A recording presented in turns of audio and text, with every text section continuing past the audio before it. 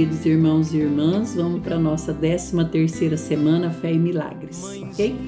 Em nome do Pai, do Filho e do Espírito Santo. Amém. Muito bem, fé. O que é a fé? No primeiro dia da nossa apostila vai vir uma passagem da carta aos Hebreus, dizendo que a fé é o fundamento daquilo que ainda se espera e prova de realidade que não se vê. Então a fé é justamente crer naquilo que a gente não vê. Eu não preciso ter fé de que atrás de mim tem uns livros, não é?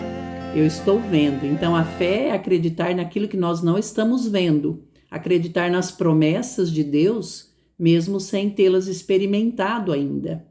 O catecismo vai nos orientar dizendo que a fé é um dom de Deus, uma virtude sobrenatural infundida por Ele. Então a fé, ela já é um dom sobrenatural infundido por Deus em cada um de nós, desde o nosso batismo. Então recebemos ali as 3 virtudes teologais, fé, esperança e caridade. Então a fé já é infundida em cada um de nós pelo próprio Cristo.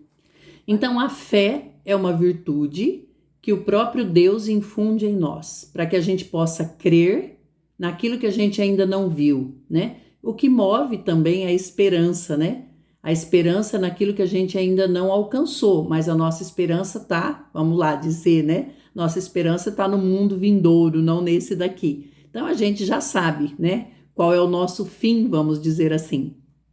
Então é a fé que gera a esperança. Então a fé é crer justamente naquilo que não se vê. No primeiro dia vai vir a passagem de Pedro caminhando sobre as águas. Então pela fé ele caminha, O Jesus vai ao encontro deles numa tempestade em alto mar, e eles então, Pedro vê Jesus caminhando sobre as águas, e aí Jesus diz para ele, venha, e ele vai. Pela fé, ele levanta e caminha sobre as águas. Quando ele começa a ter medo, ele começa a afundar, Então, se a fé já é algo intrínseco, já é algo dado por Deus, como eu faço para manter, então, acesa a chama da minha fé? É uma virtude teologal, é uma fé teologal que é vinda do próprio Deus, se torna virtude quando eu vou alimentando essa fé com a palavra, com a minha vida em Deus, ela se torna uma virtude. Eu creio, independente do que esteja acontecendo ou agora, eu creio que Deus tem algo para a minha vida, que Deus está no comando de tudo, que Ele é o mesmo hoje e sempre, independente dos acontecimentos atuais. Então, isso é a minha fé, a fé como uma virtude.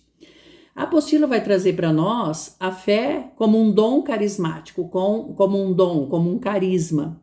Então, já um pouco diferente dessa fé já depositada, que é uma fé no transcendente, que eu só vou alimentar, que ela é dada por Deus a mim. A fé carismática, como um dom, também eu preciso pedir a Deus, Mas já é acreditar naquele sobrenatural agora, Eu peço uma graça a Deus e ele acontece. Eu peço para chover, como dizia o nosso saudoso Padre Schuster, e já saio com o guarda-chuva, É uma fé mais ali para aquele momento, para as graças daquele momento, Diferente um pouco da fé teologal.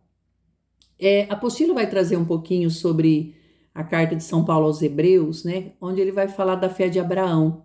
Abraão teve ali um chamado de Deus para ir buscar uma terra que ele não tinha ideia de onde era, para formar um povo para Deus, e pela fé de Abraão, que acreditou nessa promessa de Deus, ele sai então, se desinstala, e vai formar esse povo.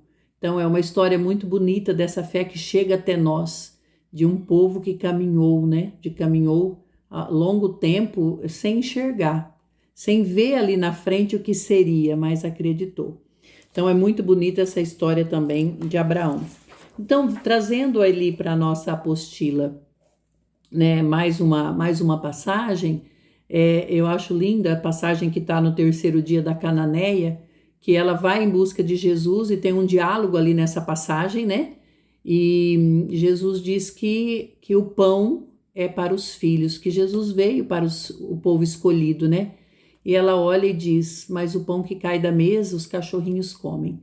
Ela se coloca ali numa posição de humildade, ela em nenhum momento se lamenta, chora, mas ela olha para Jesus e diz: mas até o pão que cai da mesa os cachorrinhos comem.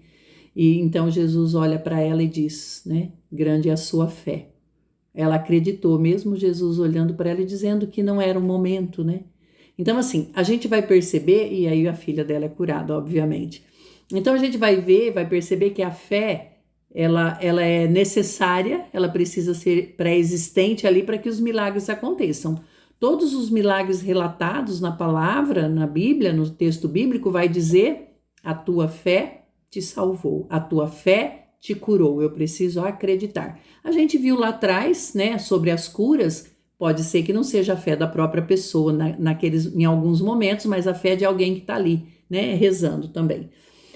E o milagre? Então, o milagre é uma manifestação do poder de Deus, uma intervenção clara, uma intervenção sensível no decurso dos acontecimentos naturais.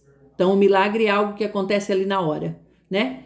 Que Deus vem e interfere na natureza. Então, a gente vai ver algumas situações, a gente vai ver algumas passagens, e aí a passagem de João 11, 44, a passagem de Lázaro, né?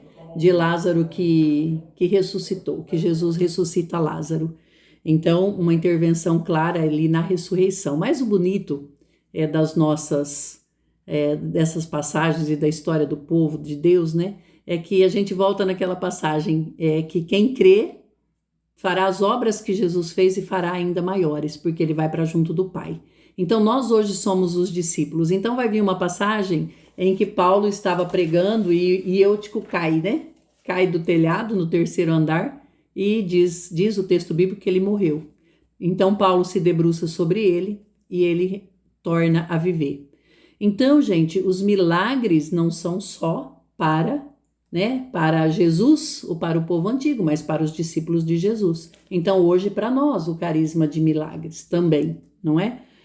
E aí, a gente vai ver essa dos discípulos, eu já falei para vocês, de Eutico, né? Aí a gente vai ver no último dia os milagres que acontecem ainda hoje. Por quê que acontece ainda hoje? Porque Jesus está vivo. Seja na Eucaristia, seja na ação do Espírito Santo, Jesus está vivo. Se ele está vivo, os milagres podem acontecer ainda hoje, não é verdade?